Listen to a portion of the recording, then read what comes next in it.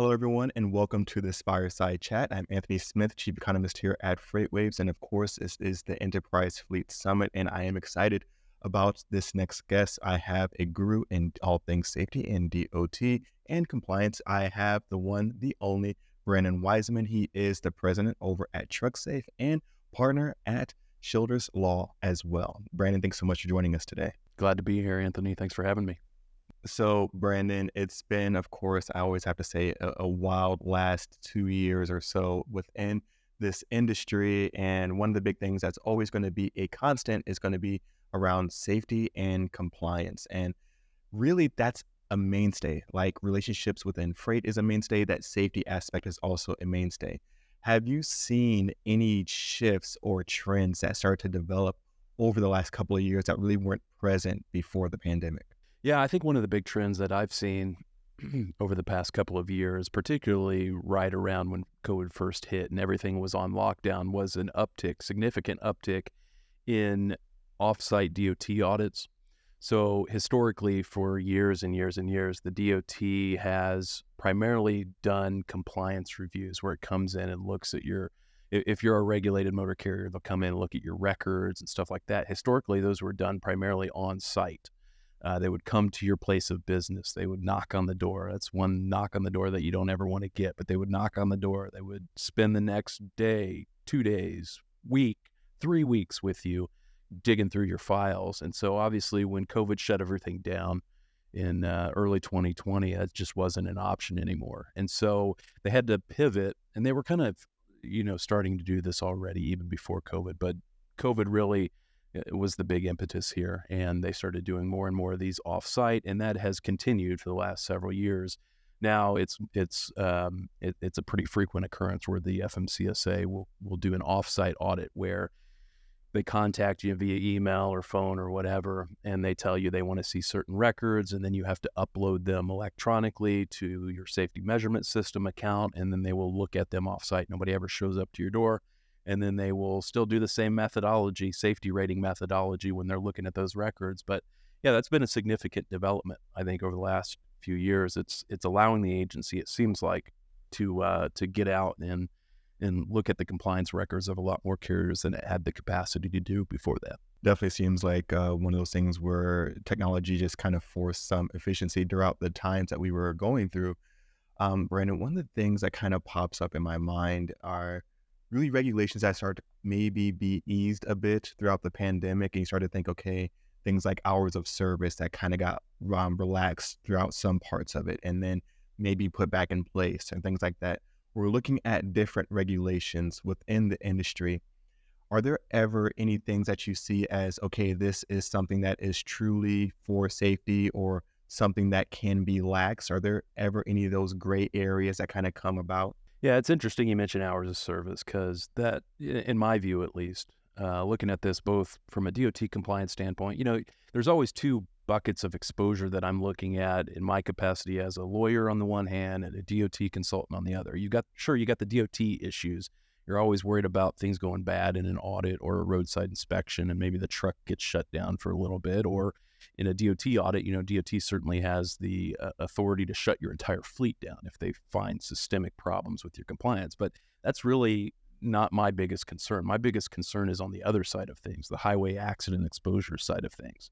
Because as we know, in this industry, all it takes is one bad accident. And we're seeing this tremendous uptick in these nuclear verdicts where, I think in 2010, the average verdict size against a trucking company was like $2 million. Now, fast forward to 2020, around that time, and I think the average has risen to like $22 million, average verdict size against a trucking company in one of these highway accidents. So those are the two types of exposure that I'm always looking at. And to your question, what types of issues or what types of regulatory compliance issues really contribute to both of those and really increase your exposure? I think it's hours of service issues. And it has been for many, many years. That's something that most fleets in the country, virtually every fleet in the country, has some level of hours of service problems.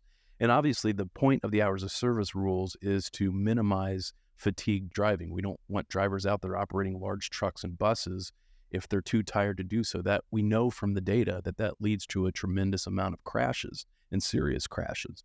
And so the hours of service rules are intended to minimize the occurrence of that. And getting control of your driver's hours of service just seems to be a huge struggle for all fleets.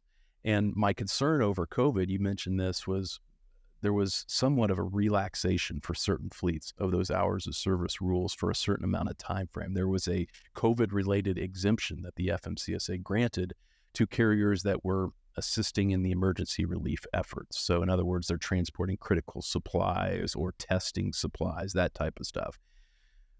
In my experience, a lot of fleets took advantage of that exemption, and it was a pretty broad exemption at first. At first, it was an exemption from several different components of the safety regulations, driver qualification type things even. As we moved along, as we progressed further into COVID and over the last year or so, it transitioned into strictly an hours of service exemption. The idea being that maybe we relax these rules a little bit to make sure that we have enough drivers out on the road to get these critical supplies to where they need to go. But my concern there is, even if the rules technically are relaxed for you as the carrier in this instance, and then you have one of your drivers operating under that exemption, and now he's out there fatigued, sure, technically he's lawful under the regulations, but if he goes and kills somebody because he falls asleep at the wheel or something, how do you think that's going to play on the other side of things in the highway accident litigation that's going to stem from it? So those hours of service rules, for many reasons, seem to be a thorn in many fleets' sides. And I think it's something that, if I'm a fleet, that's one of the things that I'm going to prioritize as the first thing that I need to get under control if I don't have it under control. I think those are some great points there, Brandon, of course. And you mentioned sleep, and this is one of those things that when I first got into the industry, I found out was just so incredibly important. And it makes all the sense in the world. You get a good night's rest. You're much more alert. You make faster decisions. You make better decisions. You're just more cognitively stable there. When you're looking at that driver sleeping patterns or being able to get to sleep at a regular hour, whatever their circadian rhythm might be, one of the big things that a lot of Americans have really start to use over the last couple of years have been, of course, CBD, sleep aids, things like that. Could this be something that could find a way into the industry for drivers, or is this something that you think, of course, with drug testing is just going to eliminate it altogether? Yeah, CBD has been an interesting issue, probably one of the more pressing issues over the last couple of years, just because, as you mentioned, it's becoming more and more prominent in our society. More and more people are learning about CBD and using it for various things, pain relief, sleeping, that type of stuff. And the interesting thing about CBD is, it's lawful in virtually every state in the country, CBD, as opposed to marijuana, which is lawful in some states for various purposes, medicinal purposes or recreational in some states. And we know in this industry in transportation that the DOT has taken a hard stance on marijuana, right? So even though it may be lawful in a particular state, if you are an interstate regulated truck driver or bus driver, it is unlawful for you to use marijuana, even if it's legal in your state. If you go and test positive for marijuana on a federally required DOT drug test, you're going to be out of the business. You're going to be out of the seat. No more driving for you until you go through the return to duty process. So with CBD, it's a kind of a cousin to marijuana. It's derived from the same plant. It's just a level of the content of the THC is different, between THC being the psychoactive compound that causes the high effect in marijuana. With CBD, it's supposed to be less than 0.3% THC content. But the problem we have is that there is no one really overseeing the manufacture of CBD, no federal agency that really oversees that. It's not like the Food and Drug Administration is currently, watching over the manufacturers of CBD and enforcing any rules related to the representations that they make. So the problem we have, we've seen this play out in cases across the country, is that CBD manufacturers, since they're not being held to any standards, are advertising their product as containing little to no THC. And they're doing that to ease the concerns of people who might be taking it. They're thinking, okay, the package says it contains no THC. There's no risk of me testing positive for marijuana on a drug test if I take this stuff. And it turns out those representations are false in some cases. And we've seen this, like I said, play out. Drivers take CBD based on the representations made by the manufacturers, thinking, well, I'm going to be okay. and then they go test positive for marijuana on a DOT drug test. And guess what? DOT doesn't care what the rationale was for that positive test. If you test positive on that test, you are out of a driving job for the time being. So that's the thing. That's the thing I say to all the fleets we work with is for right now, until we get a handle on this from a regulatory standpoint, I think CBD use among commercial drivers is just too risky of a prospect. It's definitely going to be interesting to see how this progresses in the future, maybe 5, 10, even 15 years from now. We'll see how it all evolves. And Brandon, we're looking at fleets. Of course, this is the Enterprise Fleet Summit here. What are going to be some of those challenges that you see are going to be more impactful or more pressing for enterprise fleets compared to potentially smaller fleets or owner operators? Well, obviously the size. So as you grow your fleet, more money, more problems, right? So you've got more drivers to deal with, and all of a sudden, things that may have been a little bit easier for a smaller fleet, managing driver files, for example, making sure all your drivers have the required stuff in their files, up-to-date med cards, up-to-date licenses.